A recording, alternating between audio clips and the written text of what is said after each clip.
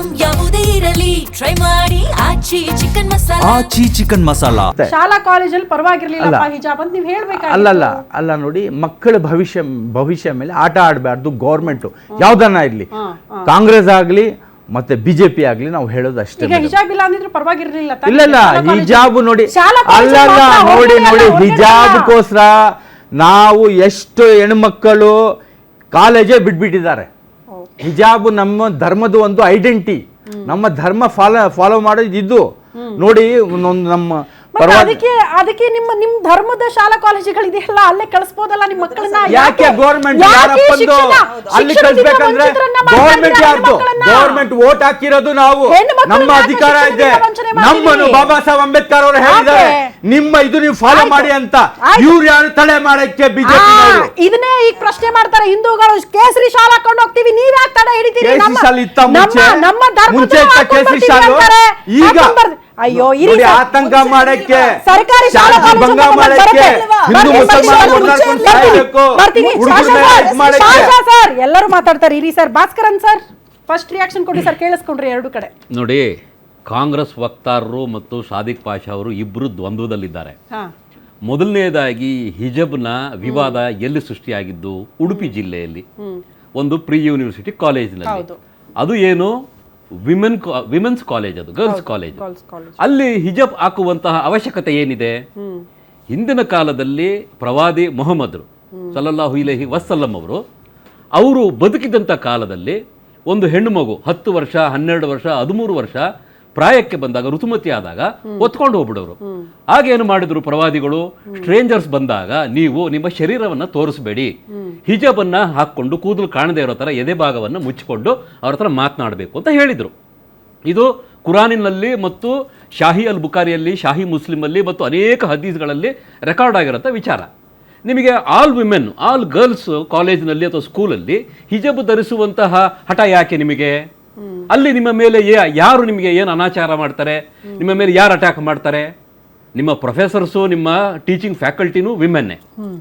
ಈಗ ಅಲ್ಲಿ ಉಡುಪಿಯಲ್ಲಿ ಅವರ MLA ಅವರು ರಘುಪತಿ ಭಟ್ ಅವರು ಒಂದು ಇದನ್ನು ಕೊಟ್ಟರು, ಅವರಿಗೆ ಚಾಯ್ಸನ್ನು ಕೊಟ್ಟರು. ಒಂದು ಕೆಲಸ ಮಾಡಿ, ನೀವು ಮನೆಯಿಂದ ಬರಬೇಕಾದ್ರೆ ಹಿಜಾಬನ್ನು ಬುರ್ಕಾನು ಹಾಕೊಂಬನ್ನಿ, ನಿಮಗೊಂದು ಕೋಣೆಯನ್ನು ನಾವು ರೆಡಿ ಮಾಡಿರ್ತೀವಿ, ಒಳಗೆ ಹೋದ್ಮೇಲೆ ನೀವು ಚೇಂಜ್ ಮಾಡಿಕೊಂಡು ಎಲ್ಲ ಮಕ್ಕಳ ಥರ ಸಮವಸ್ತ್ರದಲ್ಲಿ ನೀವು ಕೂತ್ಕೊಳ್ಳಿ. ನಿಮ್ಮ ಕ್ಲಾಸ್ ರೂಮು, ನಿಮ್ಮ ಕ್ಲಾಸ್ ಆ್ಯಕ್ಟಿವಿಟೀಸ್ ಆದಮೇಲೆ ಮತ್ತೆ ಆ ಕೋಣೆಗೆ ಹೋಗ್ಬಿಟ್ಟು ನೀವು ಹಿಜಾಬನ್ನು ಬುರ್ಕಾವನ್ನು ಧರಿಸ್ಕೊಂಡು ಹೋಗಿ ಅಂತಂದರು. ಅದಕ್ಕೆ ಅವರು ಆಗೋದಿಲ್ಲ ಅಂದರು. ಎರಡನೇ ಚಾಯ್ಸ್ ಕೊಟ್ಟರು, ನೀವು ಮನೆಯಿಂದ ಬುರ್ಕ ಹಾಕ್ಕೊಳ್ಳಿ ಅಥವಾ ಹಿಜಾಬ್ ಹಾಕ್ಕೊಳ್ಳಿ, ನೀವು ಆನ್ಲೈನ್ ಕ್ಲಾಸ್ಗೆ ಬನ್ನಿ, ನಾವು ನಿಮಗೆ ಅದನ್ನು ವ್ಯವಸ್ಥೆ ಮಾಡ್ತೀವಿ ಅಂದರು. ಅದಕ್ಕೂ ಒಪ್ಪಲಿಲ್ಲ. ಇದರ ಹಿಂದೆ PFI ಮತ್ತು SDPI ಮತ್ತು ಅನೇಕ ಮುಸ್ಲಿಮ್ಮು ರ್ಯಾಡಿಕಲ್ ಆರ್ಗನೈಸೇಷನ್ಸು ಇದರ ಹಿಂದೆ ಇದ್ದದ್ದು ಮಾಧ್ಯಮಗಳಲ್ಲಿ ಬಂದಿದೆ. ಈ 8 ಜನ ಹೆಣ್ಣು ಮಕ್ಕಳು ಯಾರು ಕೋರ್ಟ್ಗೆ ಹೋಗಿದ್ರಲ್ಲ, ಕೋರ್ಟಲ್ಲಿ ಚೀಮಾರಿ ಹಾಕ್ಸ್ಕೊಂಡು ಬಂದರು. ಕರ್ನಾಟಕ ಹೈಕೋರ್ಟ್ ಹೇಳ್ತು, ವೇರಿಂಗ್ ಹಿಜಾಬ್ is not A essential part of ಇಸ್ಲಾಂ ಅಂತ ಹೇಳ್ತು. ಆಮೇಲೆ ಸುಪ್ರೀಂ ಕೋರ್ಟ್ಗೆ ಇವರು ಮೇಲ್ಮನವಿ ಹೋದ್ರು. ಆ ಕಾಲಘಟ್ಟದಲ್ಲಿ ಈ 8 ಜನ ಹೆಣ್ಣು ಮಕ್ಕಳಲ್ಲಿ ಒಂದು ಹೆಣ್ಣು ಮಗು ಫೇಸ್ಬುಕ್ ನಲ್ಲಿ ಮತ್ತು ಇನ್ಸ್ಟಾದಲ್ಲಿ ಒಂದು ಪೋಸ್ಟ್ ಅನ್ನು ಹಾಕ್ತಾಳೆ. ಅಯೋಧ್ಯೆಯಲ್ಲಿ ಶ್ರೀರಾಮ ಮಂದಿರವನ್ನ ಎಲ್ಲಿ ಕಟ್ಟಿದ್ದಾರೆ ಅದೇ ರಾಮ ಮಂದಿರವನ್ನ ನಾವು ಕೆಡವಿ ಮತ್ತೆ ಬಾಬರನ ಹೆಸರಿನಲ್ಲಿ ಬಾಬ್ರಿ ಮಸೀದಿಯನ್ನ ಅದೇ ಜಾಗದಲ್ಲಿ ನಾವು ಕಟ್ತೇವೆ, ಇದಕ್ಕೆ ನಾವು ಎಷ್ಟು ರಕ್ತ ಹರಿಸುವುದಕ್ಕೂ ಸಿದ್ಧ ಅಂತ ಹೇಳಿ ಆ ಹೆಣ್ಣುಮಗಳು ಟ್ವೀಟ್ ಮಾಡಿದ್ಲು, ಫೇಸ್ಬುಕ್ ನಲ್ಲಿ ಹಾಕಿದ್ಲು. ಇದರ ಹಿಂದೆ ಇರುವಂತ ಉದ್ದೇಶ ಏನು ಅಂದ್ರೆ, ಈಗ ಸಮವಸ್ತ್ರವನ್ನ ಯಾಕೆ ತರಲಾಗಿದೆ? ಸಮಾನತೆ ಇರಬೇಕು, ಬಡವರು ಶ್ರೀಮಂತರು, ಆ ಜಾತಿಯವರು ಈ ಧರ್ಮದವರು ಅಂತ ಗೊತ್ತಾಗಬಾರದು ಅಂತ ಹೇಳಿ. ಈಗ ಇವರು ಕಾಂಗ್ರೆಸ್ ವಕ್ತಾರರು ಹೇಳಿದ್ರು, ಶಾಲೆ ತನಕ ಹಾಕೊಂಡ್ಬರ್ಲಿ ಅಂತ ಹೇಳಿ. ಸ್ವಾಮಿ, BJP ಅವರು ಆದೇಶ ಮಾಡಿದ್ದು ಅದನ್ನೇ, ತರಗತಿ ಒಳಗೆ ಮಾತ್ರ ನೀವು ಹಿಜಾಬ್ ಅನ್ನ ಯೂಸ್ ಮಾಡಬೇಡಿ, ಯಾಕಂದ್ರೆ ಅದೊಂದು ಐಡೆಂಟಿಟಿ ಕೊಟ್ಬಿಡುತ್ತೆ.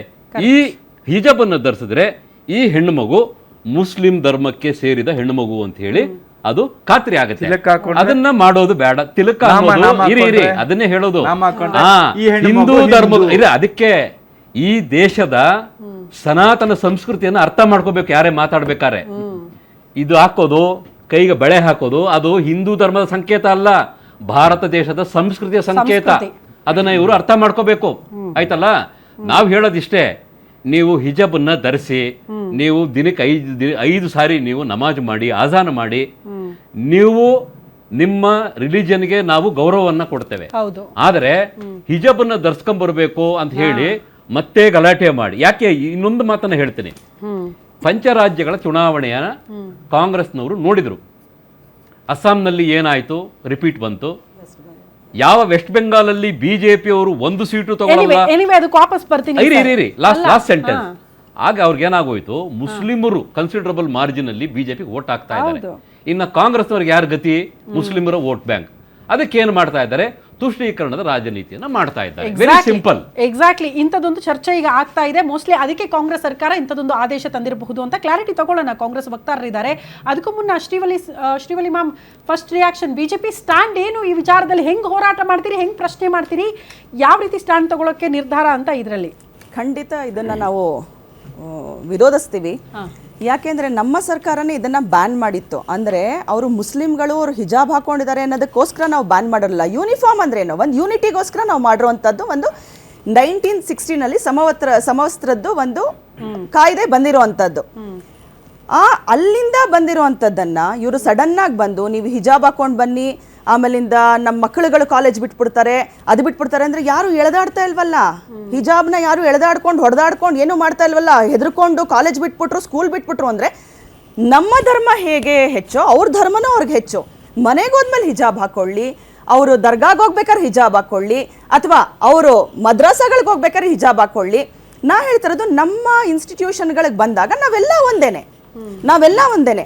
ಆಮೇಲೆ ಇನ್ನೂ ಒಂದು ಮಧು ಬಂಗಾರಪ್ಪನವರು ಪ್ರೆಸ್ ಮೀಟಲ್ಲಿ ಹೇಳಿದ್ದು, ಶಿವ ದಾರ ಹಾಕೊಳ್ಳಿ, ಒಂದು ಜನಿವಾರ ಹಾಕೊಳ್ಳಿ, ಕುಂಕುಮ ಇಟ್ಕೊಳ್ಳಿ ಅಂತ ಅಂದ್ರೆ ಇವ್ರು ಯಾರು ನಮ್ಗೆ ಹೇಳೋದಕ್ಕೆ? ನಮ್ಮ ಧರ್ಮಕ್ಕೆ, ನಮ್ದು ಪುರಾತನ ಧರ್ಮ, ಹಳೆಯ ಧರ್ಮ, ಪ್ರಪ್ರಥಮ ಧರ್ಮ ಹಿಂದೂ ಧರ್ಮ, ಆಯ್ತಾ? ಆಮೇಲೆ ಒಂದ್ ನಿಮಿಷ ಇವ್ರು ಯಾರು ನಮ್ಗೆ ಹೇಳೋದಕ್ಕೆ? ಆಮೇಲೆ ಅದು ವಸ್ತ್ರ ಅಲ್ಲ ನಮ್ದು ವಸ್ತ್ರ ಅಲ್ಲ, ನಾವು ಒಳಗಡೆ ಹಾಕೊಳ್ಳೋದು. ಜನವರ ಏನ್ ಮೇಲ್ಗಡೆ ಹಾಕೊಂಡ್ ಬರ್ತಾರ ತೋರ್ಸೋದಕ್ಕೆ? ನಾವ್ ವಸ್ತ್ರದ ಬಗ್ಗೆ ಮಾತಾಡ್ತಾ ಇರೋದು. ಇವ್ರು ಯಾರು ನಮಗೆ ಒಳಗಡೆ ಹಾಕೋಬೇಡಿ, ಒಳಗಡೆ ಹಾಕೊಂಬಿಡಿ ನೀವು.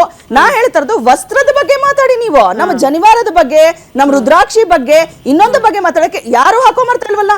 ಇವಾಗ ಕಾಲೇಜಲ್ಲಿ, ಸ್ಕೂಲ್ಗಳಲ್ಲಿ ನಮ್ಮ ಧಾರ್ಮಿಕ ಆಚರಣೆಗಳು, ನಮ್ಮ ಹಬ್ಬಗಳು ನಾವು ಮನೇಲಿ ಮಾಡ್ಕೋತೀವಿ ಹೊರತು, ನಾವು ಮನೆಯಲ್ಲಿ ಕುತ್ಕೊಂಡು ಮಾಡ್ಕೋತೀವಿ ಹೊರತು, ನಾನು ಸ್ಕೂಲ್ಗೆ ಈ ತರ ರುದ್ರಾಕ್ಷಿ ಹಾಕೊಂಡು ಕೂತ್ಕೊಳ್ಳಲ್ವಲ್ಲ.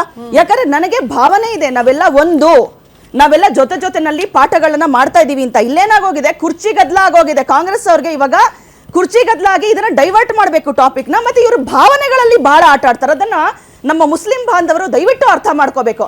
ಯಾಕಂದ್ರೆ ಇದೇ ಬಾಗಲಕೋಟೆ, ದಾವಣಗೆರೆ ಚುನಾವಣೆ ಟೈಮ್ ಅಲ್ಲಿ, ಆಯ್ತಾ, ಇದೇ ಟೈಮ್ ಅಲ್ಲಿ ಯಾಕೆ ನಿಮ್ಮ ಮುಸಲ್ಮಾನ ಬಾಂಧವರೇ ಹೇಳಿದ್ದಾರೆ, ಸ್ವಲ್ಪ ಅವ್ರಿಗೆ ಹೆಸರಿರೋದಕ್ಕೆ ಹೇಳಿ, ನಮಗೆ ಮೋದಿ ಸರ್ಕಾರದಿಂದ ಏನೂ ತೊಂದರೆ ಆಗಿಲ್ಲ, ನಮ್ಮನ್ನು ಹೊಡಿತಾ ಇರೋರೆ, ಅವ್ರ ಮೇಲೆ ಎತ್ಕಡ್ತಾ ಇರೋರೆ ನಮಗೆ ಕಾಂಗ್ರೆಸ್ ಅವರು ಅಂತ ಅನ್ಬಿಟ್ಟು ಮೀಡಿಯಾಗಳೆಲ್ಲ ನೀವು ಪದೇ ತೋರಿಸಿದೀರಾ ಅದನ್ನ.